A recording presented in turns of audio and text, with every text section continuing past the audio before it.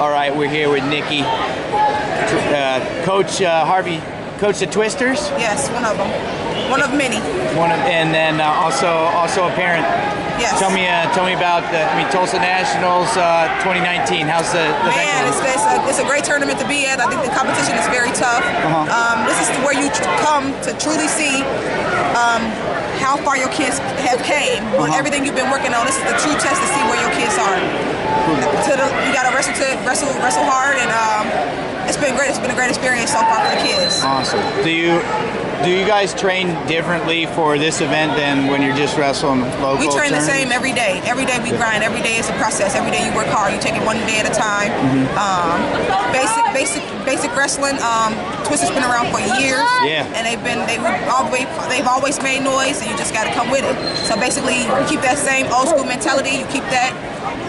Add little things in there. It's just an adjustment. Wrestling is about making an adjustment. So I always see the Twisters are always having success at these tough tournaments. What's behind the success? Why do they do so well? What do you guys do so well? Well, our head coach Travis Hammonds, he keep that old school mentality.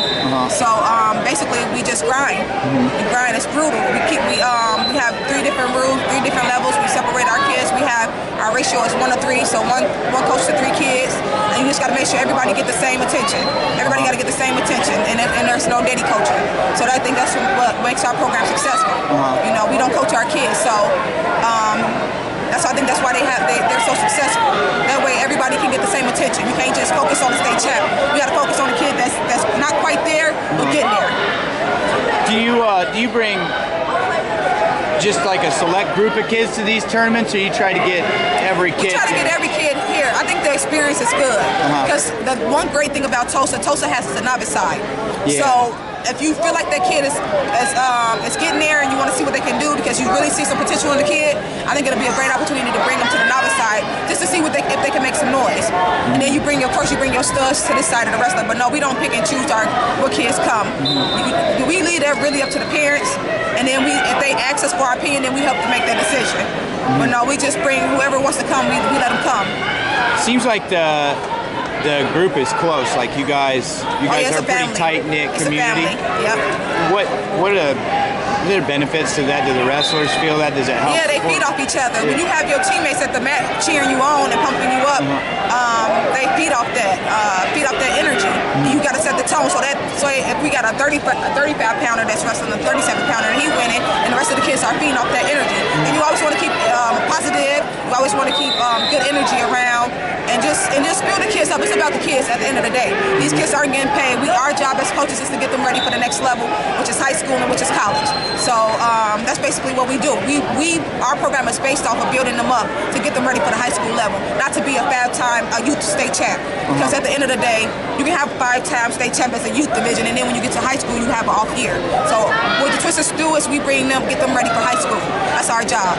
Nice. So that's kind of the next thing I was going to ask you is what's important for you guys when you send a wrestler to the next level, like what is important that they took from this program and the gains they made from it? Man, active feet, moving heavy hands, setups, angles. We don't run from nobody, nor do we watch kids. We train them, so whatever our training is, you use your training to go out there and beat the kids. We don't want you to watch a film and see what the kids doing. We train you so you can already go out there and do what we use, the tools that we give you, basically to use them and go out there and do what you need to do. I said that all wrong. No, I was trying to get it out, but I couldn't get it out. So you wear dual hats, and you say you coach and you're a mother. Yes. How do you? And I'm a female coach at that. Yeah, so that's awesome. We're going to see more and more as the culture's changing and more states add women's wrestling. It's great. But for you, how do you wear both those hats? How do you draw the line? When is it time to be coach? When is it time to be mom? I don't coach my kids. The only time I coach them is if there's no coach available and I really had to. My son right here is autistic, Nori. He comes to all these events. He's a 2-time Illinois state champ. So I think that's how I balance it too, having an autistic child that's a dominant wrestler, and then being mom. But no, it stays it's here. If you want to say what you got to say it here, because once we get in the car, it's over with. So you got to know how to eliminate business from personal. If you don't know how to eliminate business from personal, then you in the wrong field. You can't be a coach. Everybody can't be a coach, you know. So let me ask you about your son then. You know, challenges. You know, has wrestling helped with challenges around the social settings and things that come that are typical symptoms of a child with Asperger's? Autism. Or autism, sorry. My son wasn't talking until I put him in wrestling. He was nonverbal. Right. He wasn't talking, but he was real. He has ADHD too, so he was real hyper. And I'm like, man, I was a high school coach. I coached at Joliet Central, and I'm like, man, I gotta do this. I gotta get this boy in something. I mean, he's not talking, but he's real hyper. So I got him. I was always been around wrestling, and then I'm like, okay. Once he started wrestling, then he started talking. Really? Once he started, he wasn't great at first. He wasn't great at first, but once he started, the thing about kids with autism is their minds work a little differently. Yeah. He's very smart when it comes to numbers and computers. So you got to teach them how you teach like math. So it's a noisy environment, so I got to have him step out and come in. Yeah. I think he's doing pretty well. Like I said, he's a back-to-back state champ in Illinois at the novice level at 62, and it's hard because you got to take it one day at a time. Yeah. Just take it one day at a time. I'm just trying to get him to be more social because autistic kids are not social. Yeah. So once I get him to be a little bit more social, I think he'll be okay. Yeah. So that, and also I know every kid's different, especially on the spectrum. This is like and a lot hyper. He just left actually. Hyper. You need to get out of here. No, he just left. The music came on. So the hypersensitive to noise and stuff. Yeah, he just walked away. So the music came on. That's got to be when you're here at a tournament with them, it's really a challenge. There's whistles and people. Man, the rest has been amazing. They've been amazing. If I let them know, my son is autistic. He got a sensory with noise. If I need any injury time, they allow me to take injury time to desensitize. Or they've been amazing. If I let them know before, it's so common now to have autism. Everybody's willing to help and willing to work in the wrestling world. That's what I love about wrestling. No matter what team you're from, no matter what state you are from, everybody's a family. Wrestling coaches and wrestlers are family for life. Yeah. And that's one great thing about it, about the sport. So that's what, you're obviously, you spend a lot of time wrestling, you travel, it costs money. You brought up the kind of family part, but why do you must love it. Oh yeah, I love it. What are some other reasons that you choose to put so much of your energy into it? I love the sport. Like I said, wrestling is had it not been for wrestling and my son having autism, I don't think he wouldn't be as verbal as he is now. So I mean, wrestling has helped that, impacted my life, my individual personal life tremendously. I mean, we are family. It's a family atmosphere. Things can get a little crazy at times, but I wouldn't trade it for the world. I love it. I love what I do. I mean, my son do play other sports, but I love wrestling. It's my favorite. I like that he play other sports because I can just really sit back and not say nothing. Yeah. Because I don't know nothing about baseball or football that he do.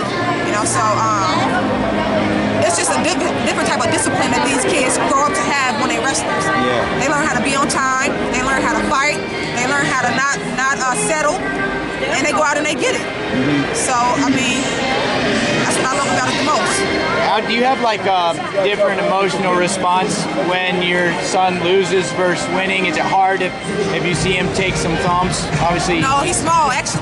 Actually, my son is only 73 and he has to wrestle 77. Oh, really? And those kids are huge. So, he's still in it. He won the next two matches back to back yesterday. So no, I don't bother him when he loses because he's autistic. Yeah. So I don't bother him. He just go and do his own thing. And then he said, hey, the kids is just too heavy on me. I can't. I'm trying. So it's about them having fun. That's what we gotta remember that. We gotta keep these kids having fun because if we be too on them, if win or lose, they're gonna quit. They're not gonna want to do it. And you get some talent. talent out here. These kids are talented. Yeah. These kids right now, 2019, ain't nothing like I used to be back in the day when I wrestled. Yeah. It's totally different.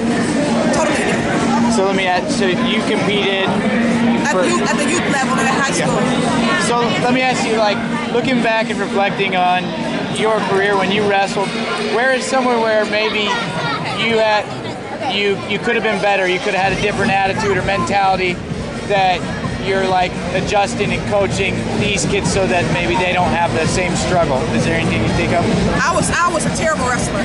I mean, I was a female wrestler. Nobody gave me the attention I needed. I think I could have been great had I had that one-on-one attention. But that taught me how to be an amazing coach. You know, I don't have all the answers, but I'm learning. If I have a question, I'll call the rep to the head table, and then I was like, "Can you give me that? Can you just help me understand this? And I need to know the rules of this." So I think that's what makes me a different coach than other. I adjust to the child. Some people are not offensive. Some people are defensive. So like I said earlier, wrestling is all about making an adjustment. If I had the training back then that these kids get now, I think I would have been great. I have a daughter that wrestles Morgan. She normally wrestles in the girls division, in the boys division, Morgan Turner. She ain't placed today, which is a verse, but you know, now I'm gonna go back and I'm gonna fix the mistakes she made. Easy fixes. She's still a kid. She's still a kid. Yeah. So it's just simple fixes. You know, it's probably hard for her because she used to placing. You know, she won folk style nationals in the boys division, and you know she's always placed that flow in the top 4 in the boys division. But hey, you can't win them all. You win some, you lose some. We just got to go back and we got to work. That's all. That's all we can do. Nice. All right. So now, being a youth coach is something I really I want to get into. So I have 2 questions. Advice for me getting into coaching. What advice would you give me? And then also, I have a 20-month-old son. If he wrestles, what's your advice for me as a parent? So first the coach and then the parent. I say, my first advice would be not to coach him, because you don't want to ruin that relationship with that son-dad relationship. That's why I choose not to coach my kids. And then just keep them around it. Once you keep them around it, like I said, my son was around it. I was a high school coach. I didn't choose this for him. It chose him. That's how I feel about it. So I was like, oh no, I'm just gonna coach, and I don't think he should be wrestling. And then I had an older coach who's in the Illinois Coaches Hall of Fame for wrestling, Erwin McLaughlin. He was like, let him wrestle, let him coach. So I mean, my advice for any coach that's willing to get into coaching, let these kids have fun. Yeah. Let these kids have fun. When they little, make it fun for them. When they make mistakes, it's 9 times out of 10, it's easy fixes. Easy fixes. Keep it fun for the kids, and remember that it's about the kids. It's not about you. Don't put your live through these kids. Because like I said, I wasn't great. I'm not living through my kids, even though they good wrestlers. Yeah. I'm just going. It's about getting them ready for the next level. Awesome, Nikki. I'm super glad that I got a chance to talk with you. Good luck with the rest of the tournament and your travel home. Is there anything else that you want to share? Play legend.